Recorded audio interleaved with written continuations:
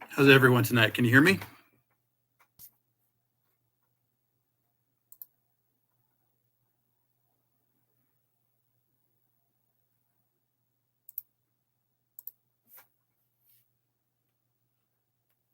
Sweet.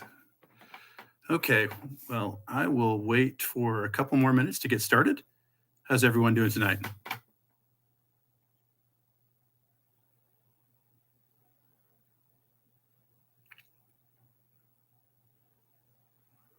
Hey, Karen.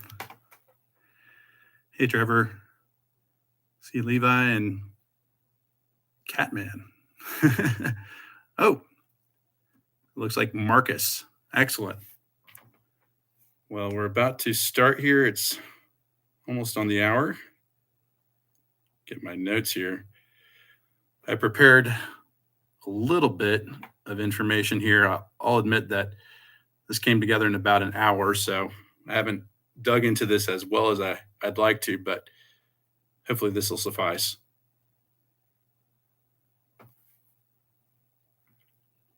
First time doing a Facebook, or excuse me, a YouTube live, which is kind of crazy. Hey, Levi. All right, I'm going to start sharing my screen here. Let's do the entire screen.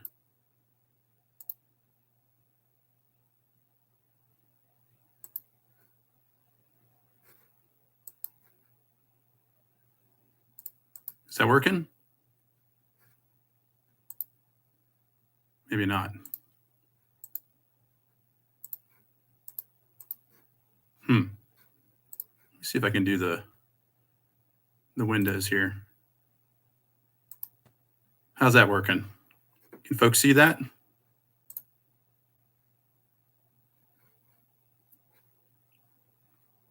Can you all see that screen? Awesome. Great. Sweet, sweet. All right. Well, let me get my notes out.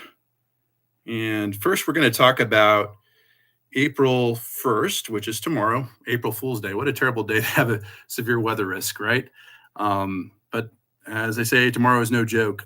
So this forecast analysis is going to be based upon the 18Z NAM because we're still waiting for the 0Z information to come through. And so the valid time that we're going to be considering is 7 p.m. tomorrow evening. So yeah, we're definitely starting the month with a bang. That's right, Garrett. Okay, let's get over to the analysis. I'm going to start with the Storm Prediction Center. You can look at the risk for tomorrow, and I was really surprised, and I'm sure many of you were surprised when you saw this enhanced risk come out. Pretty high confidence in a higher end event. I confess that I didn't read the text, so I'm not really entirely sure what SBC has to say, but I have dug into the actual forecast, and it is very impressive. Looks like we have a slight risk running from western Texas up through northwestern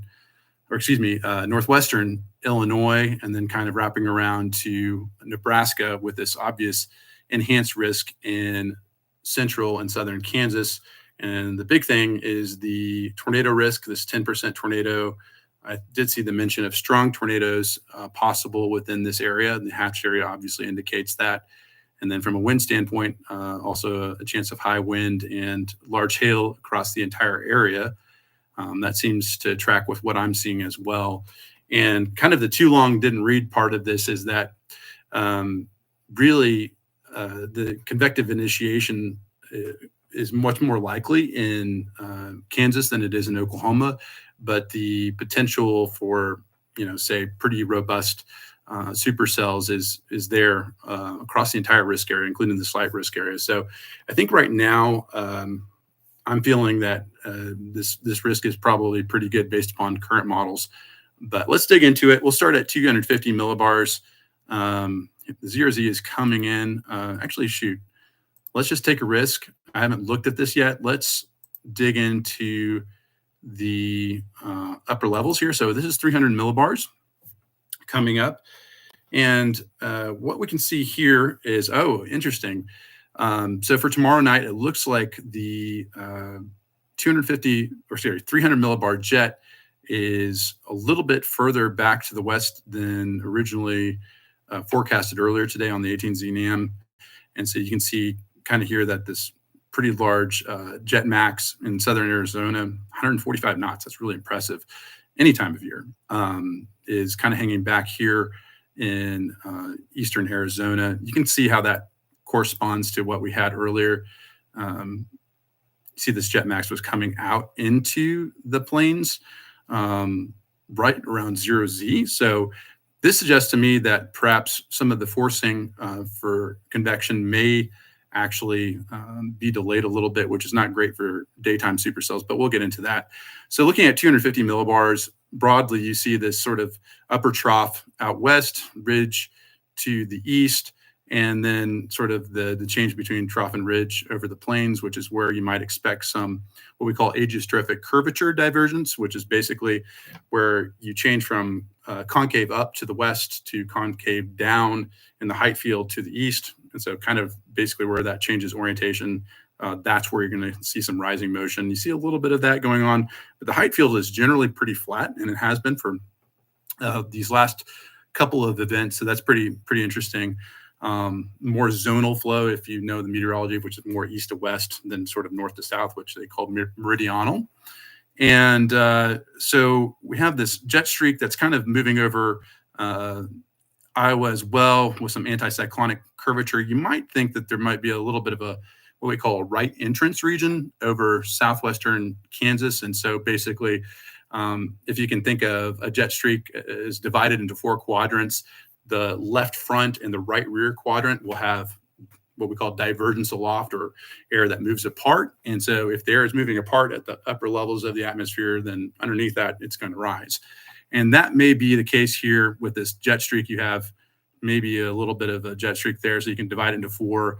The left exit region would be over southwestern Minnesota, the right entrance region over southwestern Kansas. So there's the hint of the possibility of some rising motion associated with that as well. So basically, to summarize, at this level, we see maybe two possibilities for rising motion. A little bit of ageostrophic curvature divergence, basically the changing of the concavity of the height field. And then we also see that right entrance region over southwest Kansas. The main jet is hanging back. Now at 500 millibars, let's take a look and see what's going on here. So we have an entering jet max over the western high plains. So let's take a look at the vorticity to see how that's shaking out. Okay, so what this shows is generally not much vorticity, say, south of the Kansas-Oklahoma border. If you go north of that, you can see kind of the stronger yellows and some purples there, which would suggest, stronger vorticity. And if you know anything about quasi-geostrophic forcing, basically, when you see vorticity lobes at 500 millibars, whatever is downstream of them, in this case, it would be like central Kansas, northern Kansas, is going to have rising motion implied.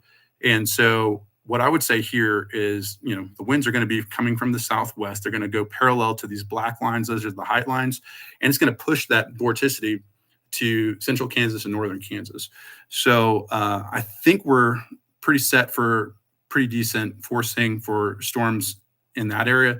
I'm less impressed with what's going on further south in Oklahoma. I know some of the models had, like the FE3 high-res model had showed or had shown a supercell or two down in central Oklahoma. It doesn't seem like there's much forcing there for that, at least with the NAM tonight. So we'll see what we find out with the high-res models.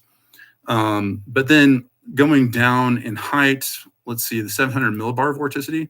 This was interesting in the 18Z because it did imply that there was sort of this nice 700 millibar vorticity lobe that was moving basically to the east across the I-35 corridor, which might, spark off some thunderstorms.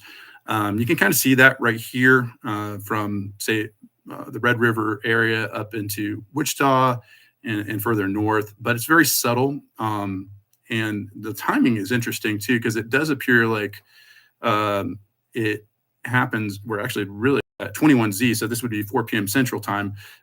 This is a little bit stronger out in western Oklahoma, and then it kind of weakens with time. That might actually spark off some thunderstorms in Oklahoma potentially. We'll see what the high-res models show. They haven't shown too much in the way of convection there, but I think there's a potential that this could spark off some storms. Going down to 850 millibars. Let's see. So what's interesting here is I usually like to see flow 30 knots. 35 is better, but really greater than 40 knots over the entire risk area. So that's actually rather impressive, and this will lead to some very substantial low-level shear. So in terms of potential for tornadoes, very evident in terms of the 850 flow. Gosh, almost 60 knots. That's very, very strong flow. And I think what you're going to see here in the forecast is that, the late evening hours are going to be pretty interesting, particularly in central Kansas. And I think that's really what SBC is highlighting. I don't know so much about the daytime potential for tornadoes. That may happen, but I think this strikes me as kind of a nighttime event. And that happens when you have these big entering troughs like we have, where basically the upper low hangs out to the west, and all that forcing just barely enters into the plains and sparks off these storms. And then as the shear increases, then you get these moisture surges, which we'll see in the dew point field. You start to get these really big night tornadoes, and I think that's certainly a potential for tomorrow. Let's see. Let's look at the surface. So I'm going to look at the dew point temperatures and the wind barbs. Let's zoom in a little bit, and I'm going a little bit off script here. And let's see, we'll go to the central view here. And you can see that surging moisture, and that's what I'm talking about. Here, dew points in the lower 60s are starting to encroach upon Kansas at 0Z, so that's 7 p.m. Central Daylight Time. And then as the evening wears on, you can see by 6Z, which is just a little bit after midnight, that moisture really just goes into central Kansas. And gosh, this really high quality moisture is coming into central Oklahoma. So definitely showing the potential for some juice for supercells. What's interesting is if you look at the convective inhibition, so this is mixed layer SYN, what you see here is at 0Z, we have this nice pocket of lower convective inhibition. So where you see this kind of lighter colors, that indicates basically a weaker capping inversion, which would suggest the potential for storms if you had enough lift down there, maybe that 700 millibar vorticity that we were talking about earlier. If you go further to the north, you can kind of see that convective inhibition really increases. But with time, if you go to 10 p.m. local, you can see that actually that does kind of fill in a little bit to the north. Actually, in the earlier runs, you could see, a little bit of an erosion of the cap in in central Kansas. So this is an interesting development, actually, that from 18Z run of the NAM to 0Z now, you can see how that flips from kind of whitish at 18Z. Right here, you can see that minus 25 joules per kilogram at 10 p.m. That's really rather low capping inversion. So that's good for tornadoes, to kind of a much more stronger capping inversion. Let's see what happens in time. And you can see that kind of erodes a little bit as time goes on. So I think in summary, okay, let's see. Tim is telling me, my buddy says, you can also share a portion of the window instead of the full screen. Okay, I'm going to share the full screen. But what I'm seeing here is that at 6Z at 1 a.m., we do start seeing that cap erode from southwestern Kansas to northern Kansas. And what's interesting to me is if you kind of look at the dew point field, let's take a look at that now. This will show where the dry line is. And you can see that the dry line runs from basically southwestern Oklahoma up to southwestern Kansas and then to north central Kansas. And what's implied here is pretty strong convergence in central Kansas. And the orientation of this boundary is more southwest to northeast. So I think this will help thunderstorms to form overnight. The capping inversion is going to be a little bit weaker as the upper low starts to move in, and that forcing from the upper low comes in. And at the same time, because we have this boundary that's oriented southwest to northeast, these these developing storms will have a lot of residence time within that convergence zone, meaning that the storms will be moving to the northeast, and they won't move out of that convergence zone until they become big storms. Now, at the same time, as a result of that, we might see a little bit more in the way of linear convection. I know some of the high-res models were showing kind of a line of storms. So I think that's a real possibility here overnight, but maybe not before developing, tornadoes. So one thing I'd like to show, and I'm going to go to the helicity, is that the storm relative helicity is just going to be really, really strong tomorrow night. Even let's go to 0Z. You can see this pretty clearly. What I like to look for when you're talking about storm relative helicity, I like to see right around 100 meters squared per second squared and above for tornadoes. And you can see that, gosh, the entire area has at least that much. And then once you really get into northwest Oklahoma and into Kansas in particular, you see 0 to 1 SRH of 300 and above. So we're talking strong tornadoes possible. Not necessarily going to use the V word here yet for violent, but definitely would be saying that if the Cape were a little bit higher. One thing I didn't mention is the 700 to 500 millibar lapse rate. It's pretty strong here. Actually, gosh, it's a little stronger than I had anticipated. So we do see 7.5 to even 8 Celsius per kilometer. So once you start getting up into that 8 Celsius per kilometer, those are very, very steep lapse rates, and you start seeing very good potential for high Cape, assuming you get nice warm surface temperatures to take advantage of the situation. So I think there's a potential if you can get an isolated storm in southern or central Kansas tomorrow, particularly right around midnight.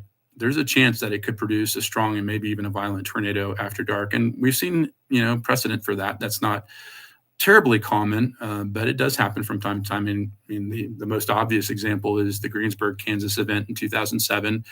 Not exactly the same setup from an atmospheric standpoint. I won't say that, but you had the entering trough and the moisture surge, and you can really see that moisture surge, by the way, in the dew point field, going from 7 p.m. Central to 10 p.m. You can really see how that goes to the north, and then by 6 Z, it goes all the way into northern Kansas. So that is the setup that you really need sort of for nighttime tornadoes. So I'm going to go ahead and flip over to the comments and just see if there's any questions that anyone has. Any questions so far, or anything that we need to look into?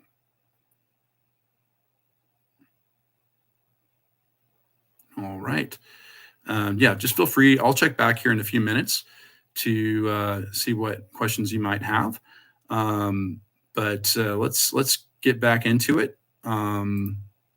Okay, so let me get back to my notes, and I had some nice things to say about everything. So let's get back into let's look at a skew T. I think that would be interesting to look at. So I think 2 areas would be interesting to look at. Let's look at southwestern Oklahoma to start out with at 0Z, just to see kind of what the potential is there.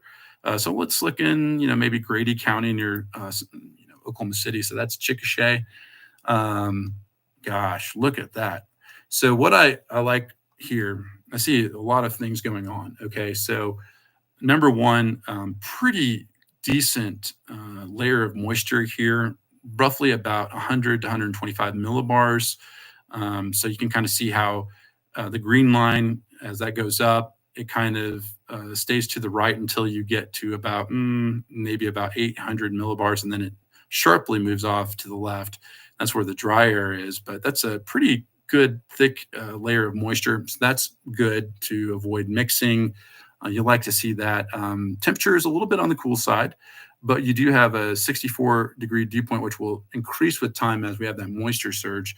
And if you can move that to the right, you can imagine that that will yield a lot more CAPE. Right here, we have about 2,000 ml CAPE, which is actually pretty decent. And that's courtesy of this 7.9 Celsius per kilometer, 700 to 500 millibar lapse rate. So that's, kind of keeping this temperature line a little bit more to the left. And then that parcel temperature is following this line here. So that area in between is the CAPE. A little skinny. You'd like to see a little bit more, thicker, but it's really not that bad considering all things. It's beginning of April, so that's a pretty healthy thermodynamic profile there. And what your eyes really go to here is the wind profile, and you can see that the surface southeast. Oh, before I move from one thing from the thermo perspective, I should mention is look at that cap. Really not much of a cap there. You see minus 65 convective inhibition, minus 65 joules per kilogram. That's actually relatively low. So if we get enough lift, and that will be a big if because a lot of the forcing is further to the north, at least at the highest levels. But if we get maybe a dry line circulation that's strong enough, or maybe the 700 millibar vorticity is able to, kick off some thunderstorms in southwestern Oklahoma, that's really not that bad in terms of the capping inversion there. And then, okay, now we can go back to the profile, and you can see the winds at the surface are from the southeast, and then they follow that classic veering hodograph, or veering profile, excuse me, going to south-southwest at 50 knots, at 850, and then, not really increasing, but changing direction to 50 knots from the west-southwest at 500 millibars. And you can see from a hodograph perspective, that sweeps out this beautiful, nice scythe shape, the hook shape hodograph that is so common in the plains with tornado events. This is absolutely classic. I mean, it doesn't get much more classic than this in terms of supercell or plain supercells in tornadoes. And actually, let's zoom in on the hodograph and take a closer peek at this. So you can see here that the storm motion is prog to be about 37 knots to the northeast. So from a chaseability standpoint, that's kind of on the borderline for chaseability. It's pretty fast motion, but you still should be able to chase that, especially if it turns to the right and slows down even more, which it could. And then you see right here, if you draw a line from the storm motion, which is to the northeast, and then draw it back to the hodograph at the surface, you see that the line here intersects the hodograph at a 90-degree angle, and that's known as the critical angle. And the closer that is to 90 degrees, the better it is for tornadoes. A study has found that basically the majority of strong or major tornadoes have critical angles within 10 degrees of 90. So you can see here, I think we even mentioned it. Yeah, the critical angle is 86. So that's almost perfect for a critical angle. So that would be corresponding to what we call strong streamwise vorticity, which means that basically the storm, in this case, near the surface, would be experiencing a lot of spin going into the updraft. So that's a great sign for tornadoes here. And then if you kind of look at this through the first, say, 2 kilometers, you can see that, well, we can't really see the vorticity vectors, but if you know anything about hodographs, basically the vorticity vector points to the left of the hodograph. So if this line, kind of goes up here, the vorticity vector is going to point to the left of that. That's kind of what we call basically use the right-hand rule to figure that out. And it goes to the left here, and it goes to the left here, and it goes to the left here, and so on and so forth. And basically, if you point from the storm motion vector to the hodograph, the more parallel it is to the vorticity vector at that level, the more streamwise it is. And the bottom line is there's a lot of streamwise vorticity in this hodograph. And so this would be extremely good for tornadoes. One thing I will say in terms of the hodograph is it's a little bit weak in terms of the upper level outflow. It seems like the 3 to 6 kilometer winds are kind of on top of each other, a little bit stronger as you get up further up in the troposphere. So maybe it may not be that big of a problem near equilibrium level where that, basically the storm goes up and then it fans out at the anvil level. That's more up in this range here where you see the yellow and the blue. So maybe you get stronger storm relative winds up there. So you get maybe classic supercells or something like that. But we'll see how that develops. But of course, to get a classic supercell, you need lift. So we'll see how that turns out. But look at all these analogs. I don't really look at analogs very much, but my goodness, that's a few good ones there. Look at that. So we have May 4th, 2003, which is a high risk day in 2003, and produced a major tornado outbreak in eastern Kansas and western Missouri. We also have May 8th, 2003. It really likes the 2003 soundings here, which, that was a big violent tornado event in central Kansas down to central Oklahoma. May 4th, 1999. Actually, this is the night of May 3rd. So a little after midnight during that outbreak. Another big one. Look at that. April 10th, 1979. Terrible Tuesday. And so a lot of really, really big events being plugged as analogs for this particular sounding. And the effective sigtor is 7, which, basically the way that the sigtor is constructed is that 1 is good enough for a tornado. When you have 7, that's plenty good. So, really all you need here is a supercell. If you get a supercell, it's going to be potentially very, very interesting. So let me go back to the chat to see if there are any questions. All right. So Jimmy says, I'm dead center of Kansas. I'm curious how tomorrow ends. Garrett says, I had seen where some were saying Wednesday's outlook. So we'll talk about Wednesday here in a minute. We'll get to that. Thanks, Levi. I will do more of these. I might do one tomorrow, as a matter of fact, for the Wednesday event. So no questions so far, but let's get back to the photographs. Okay, so let's get into southern Kansas. I'm very curious to see how southern Kansas turns out in the 0Z NAM. Okay, so what's interesting here is that, that's wild. Okay, so this doesn't look so great from a thermodynamic perspective. So you can see what's going on here. We have a pretty decent moisture layer, in terms of depth. It's, say about, let me zoom in on that. It's probably about 100 millibars deep. But notice that you have this nose here that kind of peaks to the right. That is the capping inversion, and it's very strong there. And so really that's courtesy of these really weak dew points, or relatively low dew points, let's say. That moisture surge is still happening to the south, and so this is not really going to improve until later in the evening. So basically through 0Z, this looks pretty bad, to be honest with you. And even though you have this incredible 700 to 500 millibar lapse rate of 8.1 Celsius per kilometer, your CAPE is only 140 joules per kilogram. So no bueno. But the photograph doesn't look bad at all, actually. In terms of the shape of it, it's not quite as classic as the one in central Oklahoma. And in fact, this one would probably favor splitting storms. And the reason for that is if you let me zoom in a little bit further. If you see that you have the right mover here, and then you have the left mover here, you notice how the relative distance to the photograph line is about the same. In fact, we're a little bit further away here with the left mover than the right mover. That would actually imply more vorticity for the left moving supercell than the right moving with this one, at least initially, when the storms form. So this would definitely favor, you see the mirror image supercells initially. And then once they become surface-based, if they become surface-based, and they wouldn't with this particular thermodynamic profile, but if they did, they could experience some pretty decent low-level shear. You can kind of see the critical angle here looks pretty close to 90 degrees as well. Let's see what that is. Actually, it doesn't have that listed.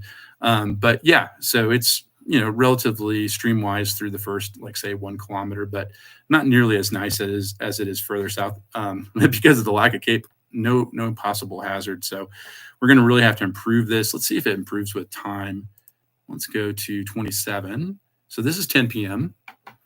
Oh yeah, look at that. So the photograph really improves, right? So you get the much more favorable low level shear here. In fact, if you look at the low level shear, looks like so. Wow, look at that. Let me zoom in on it. 676 meters squared per second squared. That is outrageous. So if you could get a surface-based parcel with a supercell with that could produce, even with a very marginal amount of cape, could produce a strong or even violent tornado. The one thing I am concerned about is, basically the surface temperature 62, 61 dew point, and you notice that there's really relatively little cape. You do get some cape though, 958, but look at that convective inhibition of 328. So still a little bit too much, even with that amount of shear. So by the way, if you have really strong shear and you get a storm that starts to rotate, you don't need really as low of convective inhibition as you normally need, because the storm basically acts like a big vacuum cleaner. The rotation actually forces air to rise. So it can work against sometimes convective inhibition of like 200 joules per kilogram sometimes, but 300 is definitely pushing it. So I don't think that's going to do much. Let's go in time. This is 30-hour forecast. So this would be 6Z or just after midnight, so 1 a.m. And you can definitely see that the thermodynamics improve. Look at that surface temperature. It went from 61, I think, to 65 and then 64-degree dew point. So definitely increasing with that moisture surge. And look at that. Yeah, convective inhibition, minus 180. So that's definitely fitting into that favorable range for storms to produce tornadoes, assuming that you have a pretty strong mid-level mesocyclone. Cape, look at that, 2,000 joules per kilogram. It increases. The cape increases, and that's associated with that moisture surge at the surface. And then, gosh, look at that beautiful photograph there. I mean, that's just insane. Extremely wide, and my goodness, look at that, 58 knots to the east, or basically northeast. Storm motion here, that's what that is. And then look at the distance to the photograph, right? So we're counting 1 ring, 2 rings, 3 rings, 4 rings. That's a 5-ring circuit. So that's about 15 knots storm relative flow at the surface, which is just insane. There's been some studies that have shown that basically your storm size is generally related to the strength, or basically the length of this line between the right moving storm motion and the photograph at the surface. And so, when you get like 40 or 50 knots, you're going to have some really, really big storms. Now, at this point, the real question is, what's going to happen with storm mode? I think we can kind of dig into that now. Let me double check to see if there are any questions real quick. Okay, so what is your definition of surface base versus elevated, and what do you look for to tell which it will be? That's a good question. I would basically be wanting to look for, at least for surface based, no inhibition. Once you get, let's see, we'll look at these soundings and we can talk about that. Oh shoot, I think I lost my sounding. But basically, in terms of like the physicality of it, surface bases, you got unstable parcels near the surface rising, and just with the elevated storm, the inflow layer is above the surface. And so in this case, if you have a very strong nose of a cap, sometimes you'll get storms above that capping layer, so that would be an elevated storm. But if you start really pulling in that surface moisture, then you'd get a surface-based storm. And then Levi asks, how much would the minimum SRH you would look for tornadoes to be? Okay, so minimum storm relative velocity, I would say, is about 100 meters squared per second squared is what I would be looking for.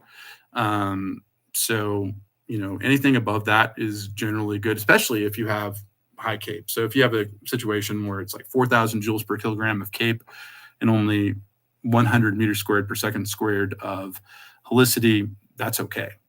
That's actually a pretty good balance between instability and shear. On the flip side, you can kind of do really low CAPE, like 500 joules per kilogram of CAPE with, say 500 0 to 1K SRH. That also works. Yes, I plan to talk about Wednesday. So finish by talking about let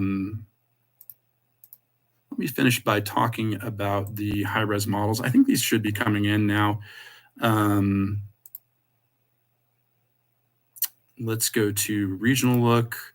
Yeah, we're already at regional, so let's just stay there. And then I'll go to, looks like the HER is out for a while. Okay. And I'm going to go ahead and jump to reflectivity and just kind of go to the punch here because we're at 10:30 Eastern, and I want to go ahead and talk about Wednesday. Let's do compare models loop. So let's see. This should be, yeah. Okay, great. So, interesting. So basically, it is suggesting that no storms will be ongoing at 7 p.m. tomorrow night in the HER. So, except for maybe far north into Nebraska, but kind of in that enhanced risk area, not so much. The ARW, kind of a similar story, but the FE3, very notorious model for producing storms, does produce storms over central Oklahoma. So that'll be interesting to see if any other models pick up on that. I'm kind of dubious because I usually toss out this model, but we'll see what happens with that. And then HRW NSSL, same story. Very interesting. Impasse. HN shows storms developing kind of in that enhanced risk area at 0Z, so 7 p.m. Same story, kind of same, I assume, same model core. And you can see multiple supercells, and then the NAM, sort of not convection allowing, so it's not showing much there. And then NAM 3K shows some hints of storm development further to the southwest, but nothing really going on. So let's go in time to 10 p.m. and just see what that looks like. The HER shows, looks like a single supercell that has developed and kind of moved from near Wichita to kind of Emporia areas in eastern Kansas. And then HRW kind of shows a similar story. HV3 shows pretty similar story, except for obviously the central Oklahoma. And then HRW NSSL shows kind of a mess along the dry line, which I was telling you about with the shear vectors, right? That could be problematic as you have, basically shear from the west or west southwest and the sort of southwest and northeast orientation of the boundary. That shear vector is going to be maybe a little bit parallel to the dry line there, which would cause more of a linear convection mode. And then let's see what Impasse says. So this already has sort of a linear mode by 10 p.m. And then we'll go a little bit further. And so interesting. NAM3K really doesn't have much development anywhere, although it does have this supercell down in southern Oklahoma. I'm not sure how much I believe that. But let's go to 6Z and see how this kind of evolves. Big old squall line, mostly. Oh, interesting. ARW has a very strong, potent supercell through central Oklahoma. So that'll be interesting to see how that forecast does. And then you can see more squall lines. So I think in general, what this is telling me is that there will be probably a window, say from 7 p.m. to about maybe midnight, where tornadoes will be possible, primarily in central and southern Kansas, although there is the possibility for a rogue supercell in Oklahoma. And so we'll see how that turns out. But I think overall, if I were chasing, based on these high-res models, I would be definitely focusing on southern Kansas, keeping an eye to the south, because by the way, models are just guidance. They're not the truth. You got to be looking at observations the day of the event and see how things turn out, particularly looking at satellite. satellite can show you kind of where those areas of clumpy Q are kind of gathering, and maybe there's some potential in Oklahoma. So remember that sounding that we looked at in Oklahoma was, really, really impressive. So I would definitely keep an eye to the south, particularly if that goes off a little bit earlier in the day. Then you might get some daytime tornadoes. That would be nice. So let's see. The models have been horrible. Oh, yes, they often are.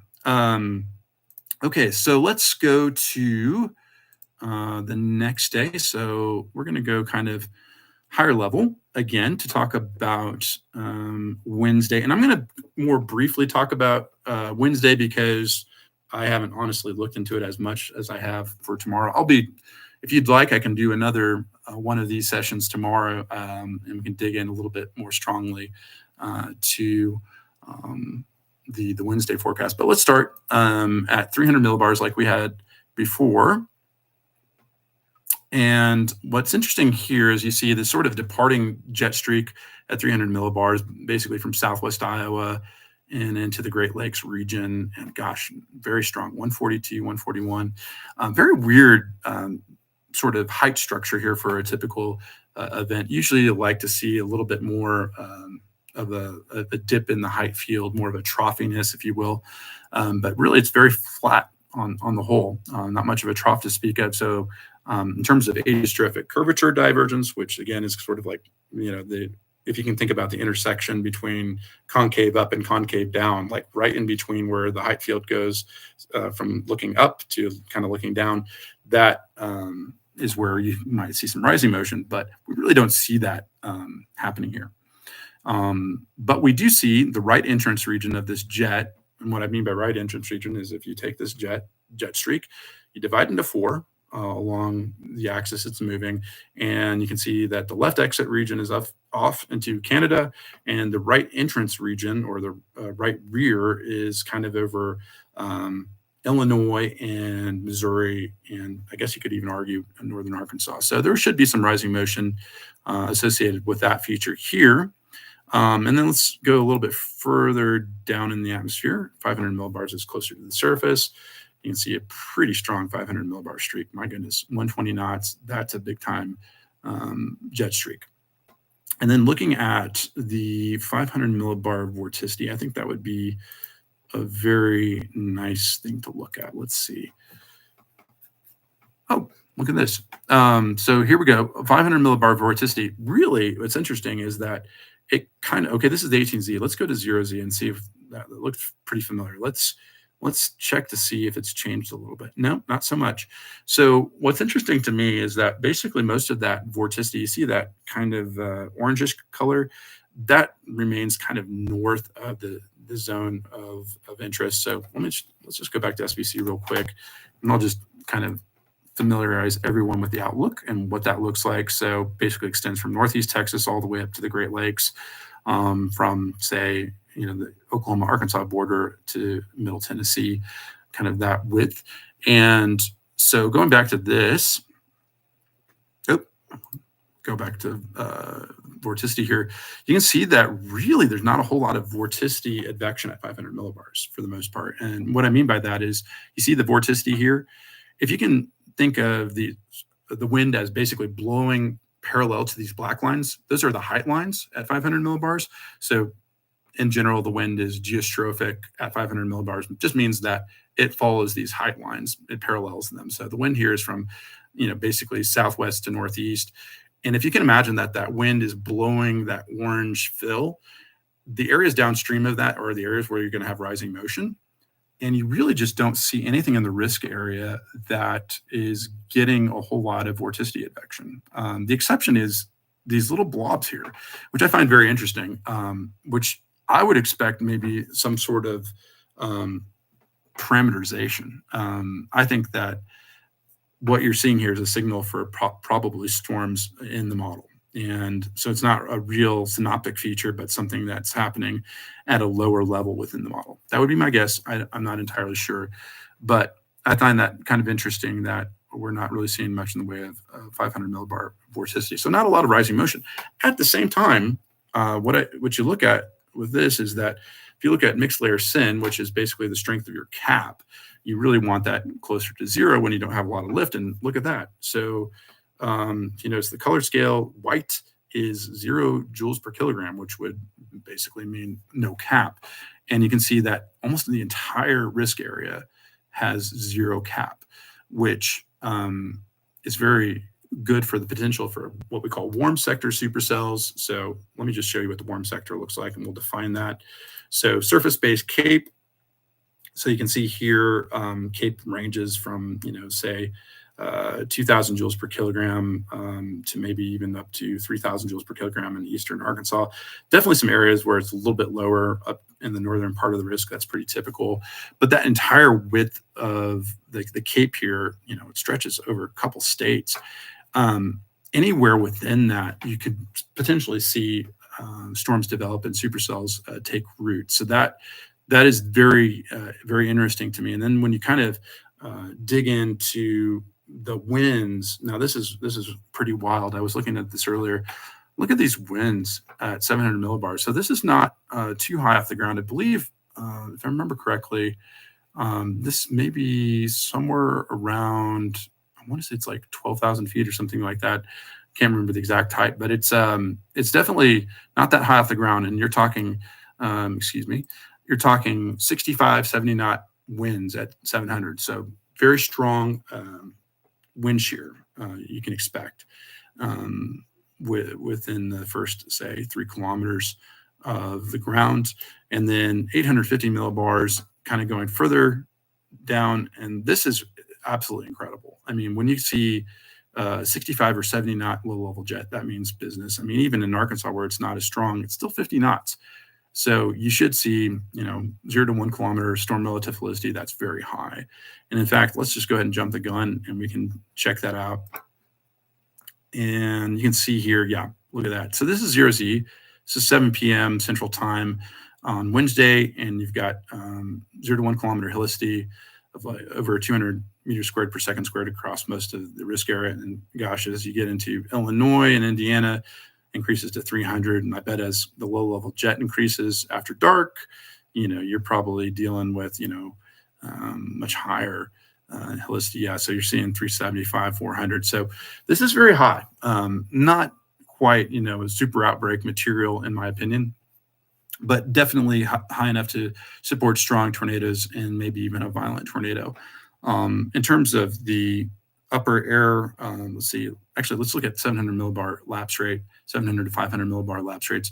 And you can see here where I think the air is undisturbed and convection hasn't formed. Let's kind of go back in time so that we can see that air being undisturbed by convection. And actually, that's where you see those little green blobs. That's probably where storms are ongoing. So that's why you don't have as strong lapse rates or steep lapse rates. They're around 7 to 7.5 Celsius per kilometer. So pretty decent for this far east. I mean, you can see the elevated mixed layers going out all the way to East Tennessee and West Virginia. And that's pretty impressive. At the same time, I would say that what we saw on March 15th was a little bit steeper than this. Actually, in every category, that March 15th event was a little bit more impressive.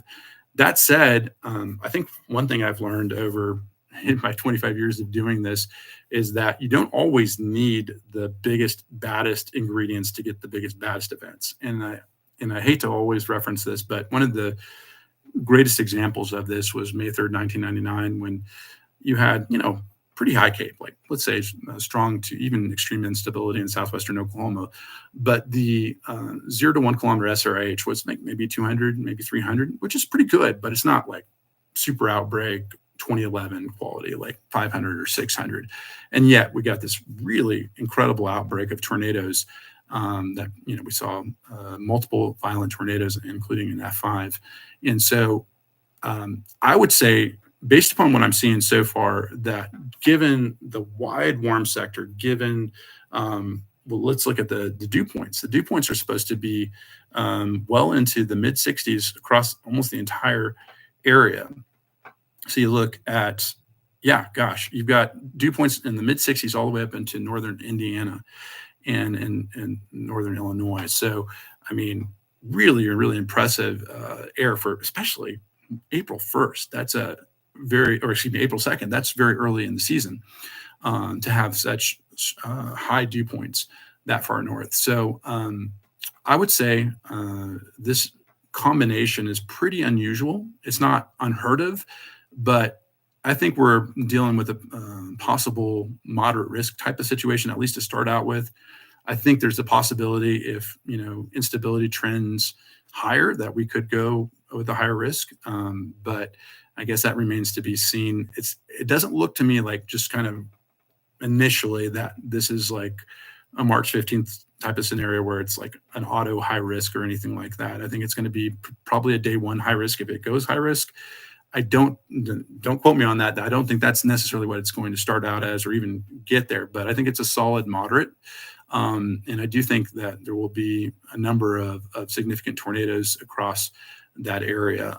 But I guess really the devil's in the details, as they always say. I mean, ingredients are only part of the picture. You really have to have storm mode. You have to have everything kind of line up, and that's what makes this fun. Is it's not always guaranteed, and sometimes even people like me with a lot of experience get burned, and the atmosphere keeps you humble. And I know I remember hearing Rich Thompson talk about that. There's a guy who's had way more experience, who has way more experience than I have, and he talks about still getting burned. And we'll see what happens with this. But I think the potential is definitely there for a big tornado outbreak. So let me see what the questions are. Oh, we've got some more folks. Uh, let's see. What do you think of the chances of a day two moderate and also a day one high for Wednesday? So I kind of already covered that. I think a day two moderate seems like a good bet, honestly. I think the setup is there. I think it's an easy moderate risk. So I don't see any difference in going moderate on day two unless you're worried about signaling that you're going to go high. You might think about that, or if I'm using a day two high or day two moderate, then people are going to think I'm going high, even if you only expect to keep it at moderate. So we'll see what happens there. Let's see what else.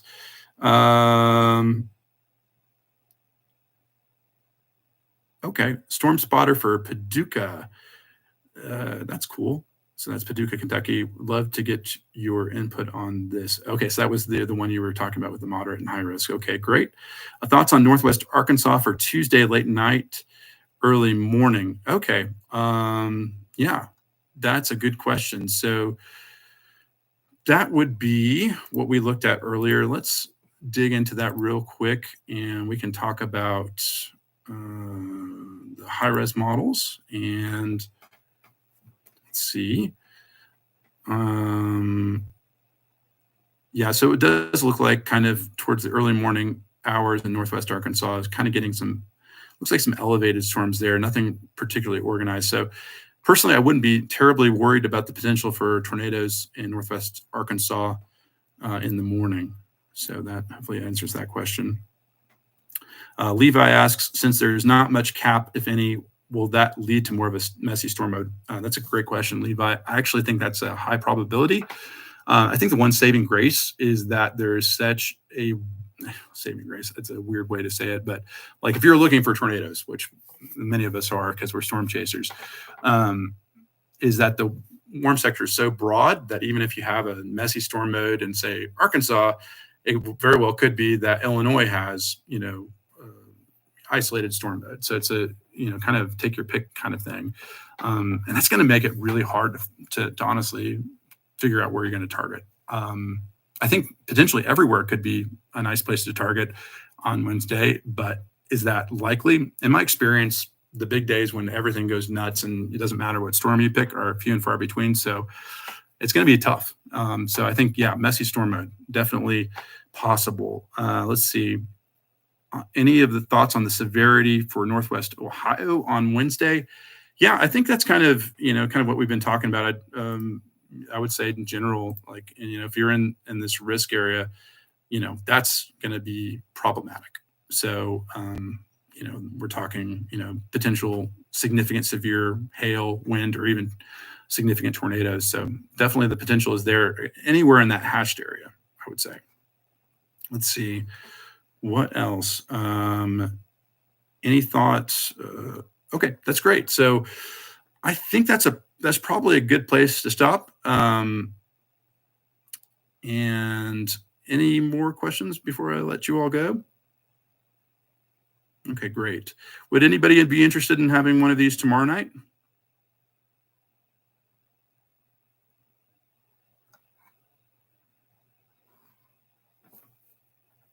Uh, Thanks, Marcus. Yes, I'm very happy to do it. This is my first live stream ever, so I don't, not very good at this yet, but I'll get better. Oh, great. Everybody wants one. Yay. Okay, fantastic. Well, let's do it. I'll do it. I'll do it again tomorrow. This is a lot of fun. I've enjoyed talking with you all. It's a very small, intimate crew here, but I'll get better at the practice here, and with practice, I'll get, and then we'll have some fun with that tomorrow. So we'll do it. Let's do it again at 10 p.m. Maybe that'll give us some time to kind of dig into the high-res models. If there's ongoing severe, maybe you all want to talk about that too. So we can talk about maybe some strong tornadoes going on in Kansas at the same time. So let's have some fun with this. Let's meet again tomorrow at 10 p.m. Eastern, 9 p.m. Central. Thanks, everyone. Stay safe.